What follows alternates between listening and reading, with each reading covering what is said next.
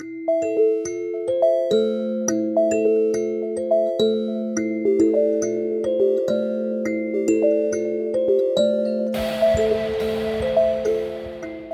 in 2020, I think it was, around the pandemic, there was a call from Creative Scotland with funding from the Scottish Government to establish the Culture Collective initiative across the whole of Scotland. And this was around the time during lockdown, just after lockdown, when there had been a huge impact in terms of the cultural sector across Scotland, specifically around freelance practitioners as well. So this was an opportunity for organisations across Scotland to apply for funding to support creative practitioners, but also to look at community engagement, community co-design around creative and cultural activities. So SHMU is a member of Culture Aberdeen, and we decided as Culture Aberdeen to submit a consortia bid to the National Culture Collective programme, with SHMU being the lead, and we were successful in that application. Ideas were shared between community members, partners, strategic partners, and artists, and people like myself as coordinators. And then from that, projects evolved and were tested and continued in whichever way the partnership wanted them to continue. So the two main priorities were supporting artists coming out of COVID and supporting communities coming out of COVID, and then taking it from there. Generally, with a funding application, it's very clear. These are the outcomes and these are the kind of projects that we want to see delivered. But with the National Culture Collective, it was completely different. It was very much around, what's your principles and process going to be? How are you going to not just engage with creative practitioners, but how are you going to work with communities for the community to decide what those projects would be? So we looked at our bid a number of times and said, right, okay, we're not putting any projects in here. We're putting the principle, which is about Culture Aberdeen and their partners working together with community planning partners, with communities, and to work a process which will allow those communities and the creative practitioners to work together to create projects. So that was our bid, and it was successful. We secured £300,000 of funding, followed up by another £200,000 or so over the last 4 years to invest in the North East Culture Collective. This area of working as a creative practitioner with a community or a community group, often has been on a time-limited basis. But there was a feeling that some of the challenges being faced by communities post-COVID, so isolation, confidence, mental health and well-being, all of these areas have been addressed or can be supported through creative activity. So the idea was to test this and not put time limits on it. So actually all of the creative practitioners were engaged for a minimum of 6 months, and therefore it was more about building relationships, understanding the people who wanted to participate, and then take it forward to what outcomes and outputs might happen. But again, there wasn't a strict rule on we must have so many workshops or we must have an exhibition or a performance. It was about evolving the relationship using creativity.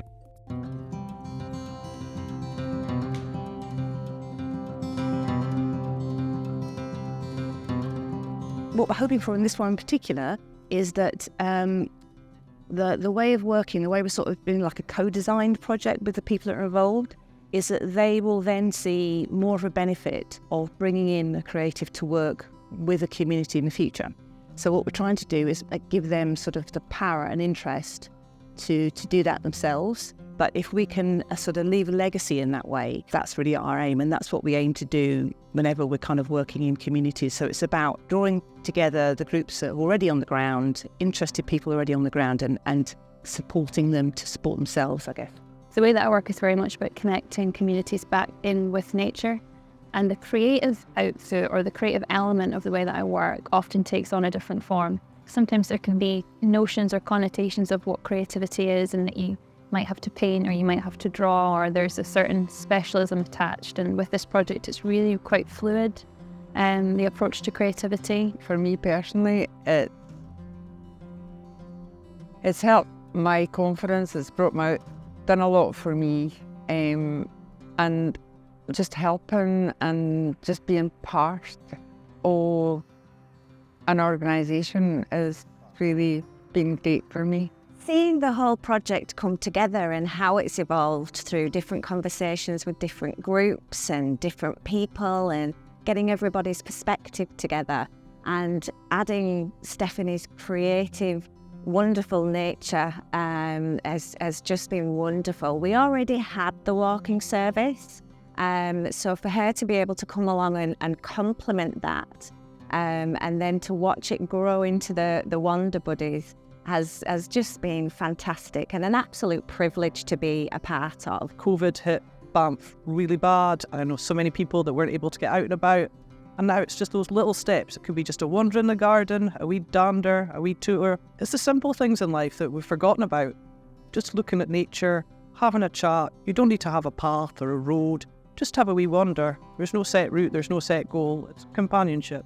You know, I've had times in my life when I couldn't have functioned due to either depression, stress, whatever, anxieties and things. I have shared that with people to help them to open up. Just really to let them understand that I totally understand that what I need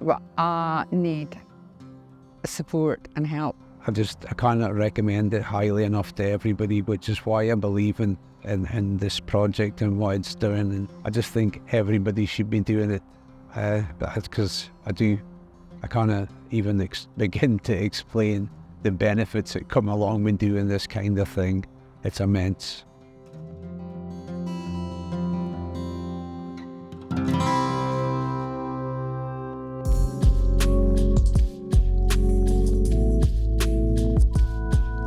So we're working with the foyer here in Aberdeen, and it's with Northeast Culture Collective, and the project is to look at safe spaces and what makes a safe space.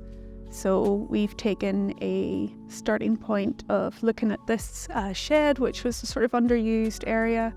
It was just being used for storage, and maybe thinking about how we can convert that into maybe a bit of a shared space with people and discuss ideas about what it could be. So that's the project so far. People at the foyer, they're generally aged between 16 and 25, and they're in assisted living here, so they're here usually for around 6 months at a time. And we house up to 27 young people at a time, and in that time we deal a lot with just get them ready for into their own housing and get into the community.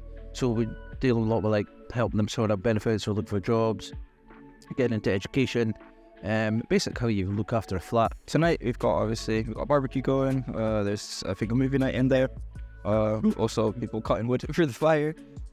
We've also sometimes there's arts and crafts sessions. I remember one time we were doing things with clay, and then I think last time we were working on slate, and then we used that slate to make how do I explain it?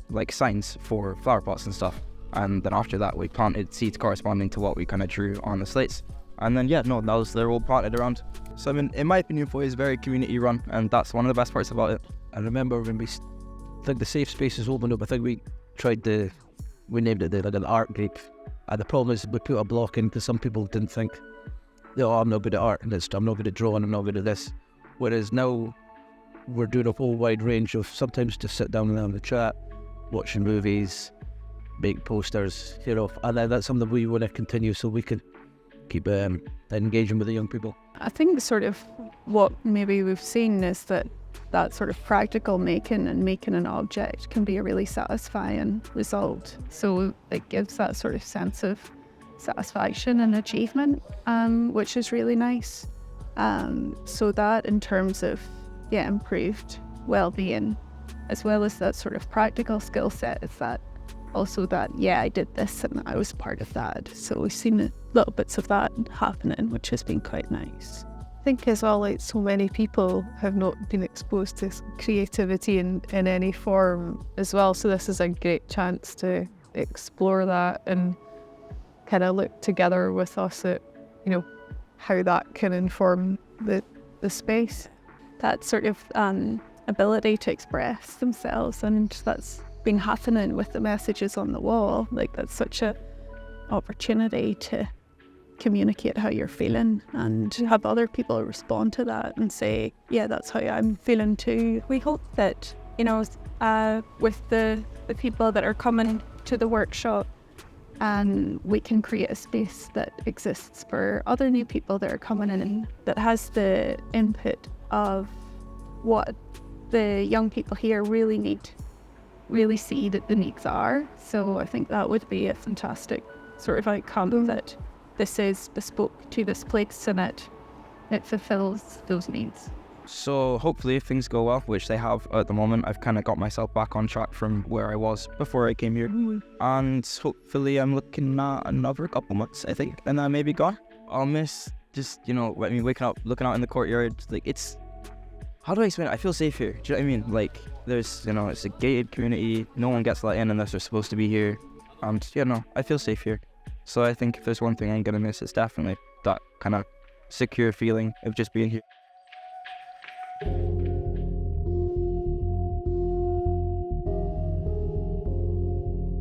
Alcohol and Drugs Action were approached by the Northeast Culture Collective to get involved, to tell stories from some of our clients.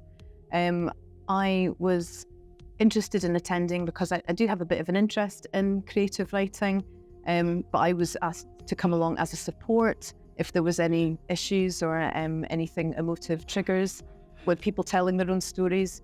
So I was there as a support to Emily. For me, thinking about how to sort of lead the creative writing part of this project, it was about creativity for creativity's sake, and just really thinking about, what people get from that process, without trying to think too much about what the bigger outcomes might be. Emily did a really good taster session, which was looking at photos, and very much by step we would build up a story. So it was, you would choose a character first, make up all sorts of stories about an individual, then the circumstances, and so very quickly, and for me and also for our client group, they could build the story very quickly with these very safe prompts. There were so many other pieces of writing, and some of them so small, and some of them about things like, just writing about a fox, for example, things you wouldn't necessarily think would lead to quite a profound piece of writing, but they did. And those were the little moments that just meant so much, because you could see people visibly responding to, that confidence, and that just surprise that they were able to create something like that. That always worked really well, was that they were able to produce this piece of work and walk away knowing that I have done a thing. But what didn't work so well was getting people to come back. We would have even 5 weeks in a row where we would have a pretty regular group of 4 or 5 people, and that was great. But then even those people that seemed like they were regulars, fell off the radar for various reasons. And so that was tricky. There is cognitive issues with long-term substance use, which I think probably had a play in this. Also, some of the social issues that they're facing. What is good one week is not necessarily good the following week. So depending on that individual, it could have been a struggle for them to come the next week. It's very precarious with substance use. So how we get around that, I don't know. I don't think there's any one thing that we could have done differently. Giving people the opportunity to tell their story is really important and can have a profound effect on them. Being able to speak their truth, whatever that is. It was so great to get to know the people that came along. It was really great to get to know Zoe, and we worked really well together. And, the stories that we heard every week, this is why I like public engagement as part of my profession as a writer, because it's just such a joy to see other people getting joy from the same thing that I do. And to see people improve, and to see them engage, and to see them want to take, one little thing they've done one week and expand on it the next week and continue to build. It was a real, privilege to be there and to see people do that for the first time. And it would have been great if we could have come out with the project that we thought we might come out of, but I know that on an individual basis, all of those people still created something that was really important to them off the back of what we did.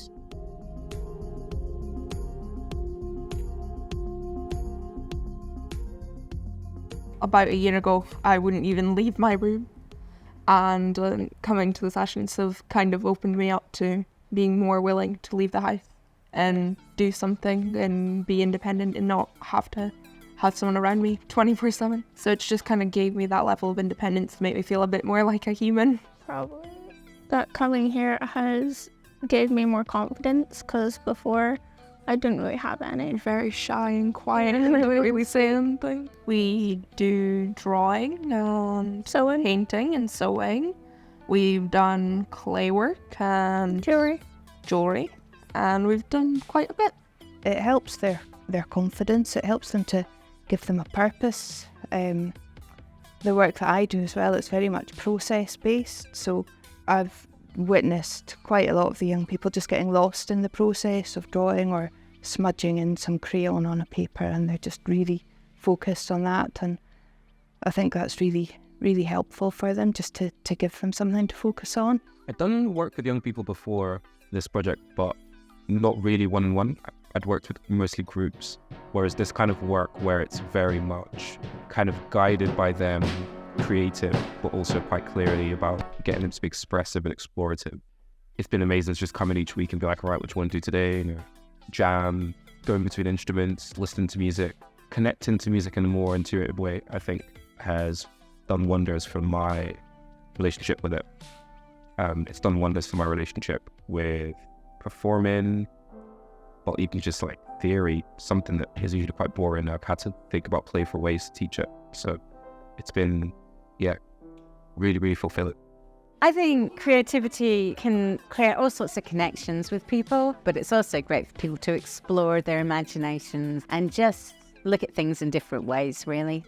We want to create a space that feels very relaxed and feels safe, and so people can just be themselves, and they might choose to express themselves through what it is that they're creating. So yeah, it's been great to be part of this project, because I feel it's given people lots of opportunities to explore in an environment that's without judgment. I like the fact that it just kind of gives me something to do to kind of get out of my own head and just be creative for a few hours. I don't really do fine work, so it lets me come outside and lets me draw and do whatever I want. You know, they're slowly coming out of their shell, which is really lovely to see. They're getting excited about the work that they're doing and feeling pride in what they've created. You're never yourself around anyone, so seeing you have the progress that you have coming to these sessions, I'd be very proud of you as your sister. Nice.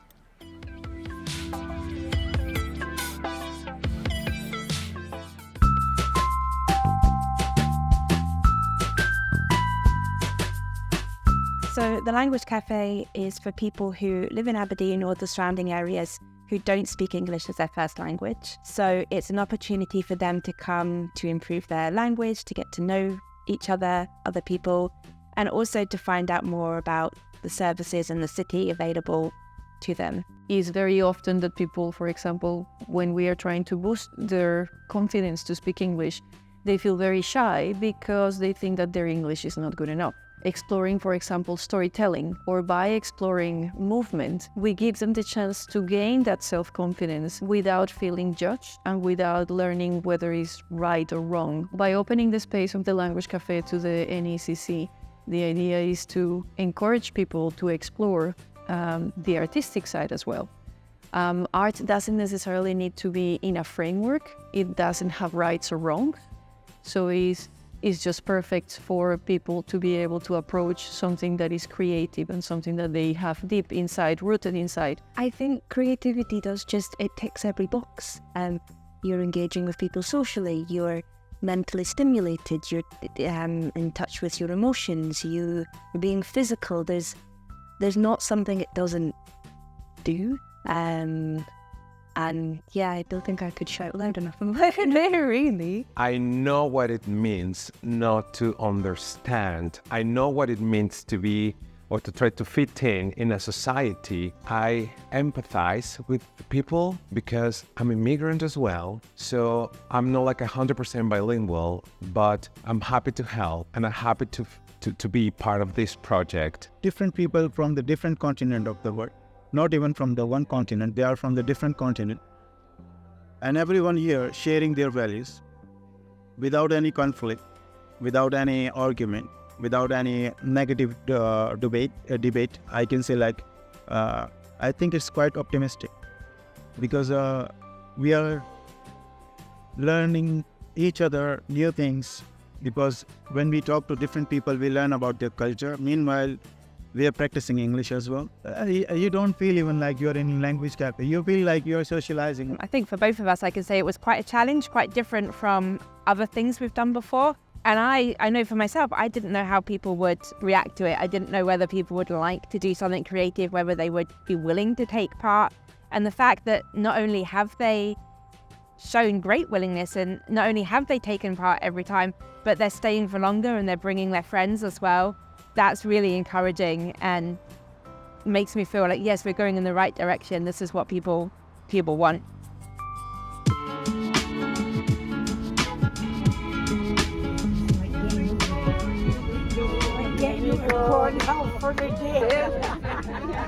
So I have been working with the residents at Lewis Court, and the whole point, I think, was to get them be more comfortable with their mobile devices and just to get them out of their flats and just mixing with each other and just being able to be together and have more company and just to be creative and do something a little bit different, because a lot of the time it was, I can't do that, and I was like, well, you can do it and you can have fun with it. We've had a lot of fun. These are the pictures. Oh, yes. That's Eleanor. Aye. And these are the look, here's Betty. Aye, we're Betty. Really, very, very much enjoy coming down here. I look forward to it.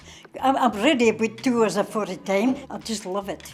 Sometimes I get mixed up with the things, but otherwise I get here.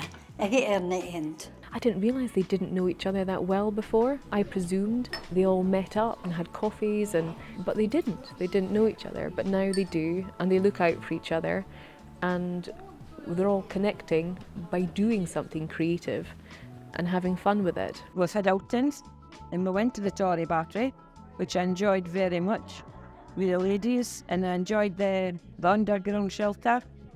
That was interesting, and we got our pictures taken. We drove around Tory, and that was interesting. So we got a few stories by the ladies that live here about where they were brought up and what was taken down, if it's been rebuilt. So we learned all that. So it's been interesting for me to hear about their life experiences and growing up and just how different Aberdeen has been. That's where we're going now with the project, because I'm finding it so interesting just how different their opportunities were and their lives. When we started off, they all had different levels of knowing what they wanted to do on their phone.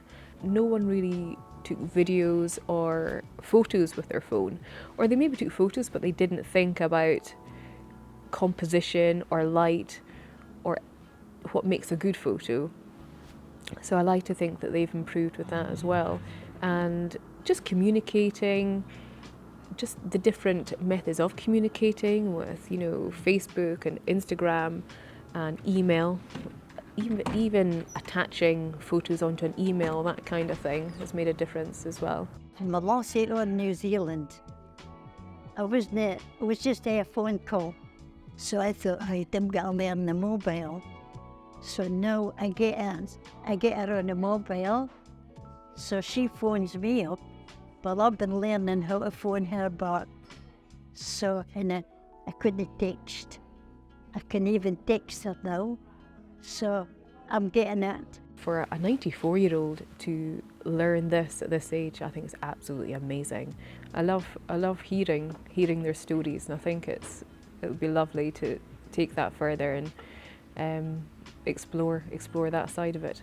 You're here with other people, and Donna's been great, showing you how to take photographs and printing them out on anything. And I think it's been bloody wonderful. Yes, yes.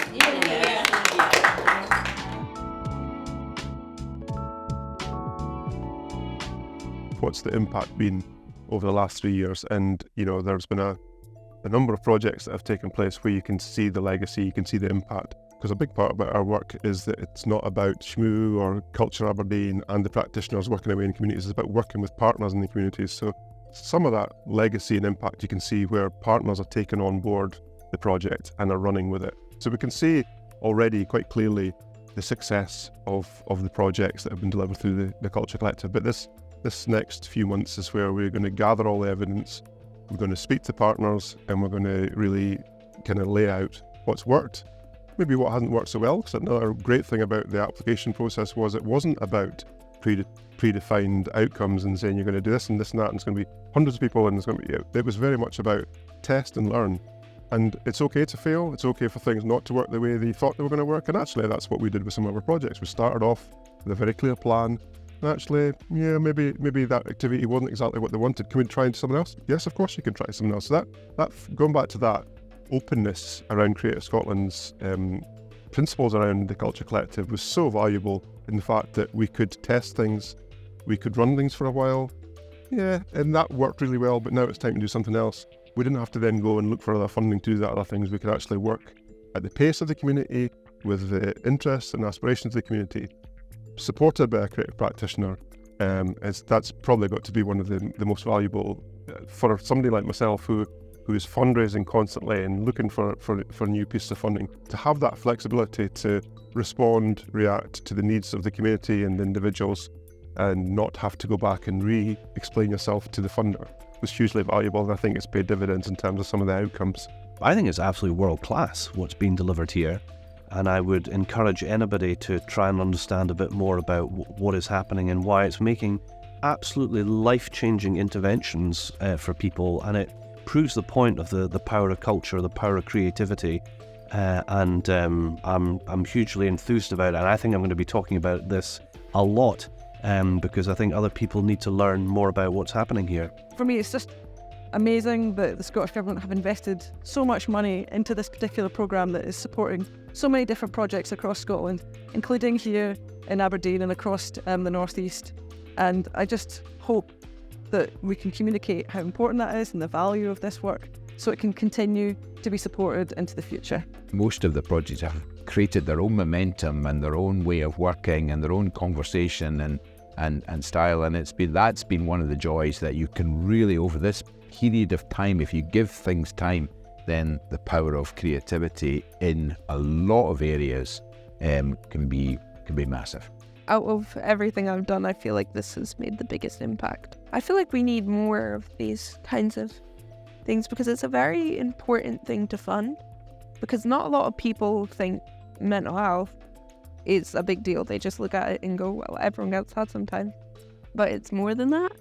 And I think people having that place they can go to is a very helpful thing to give you something that makes you feel good.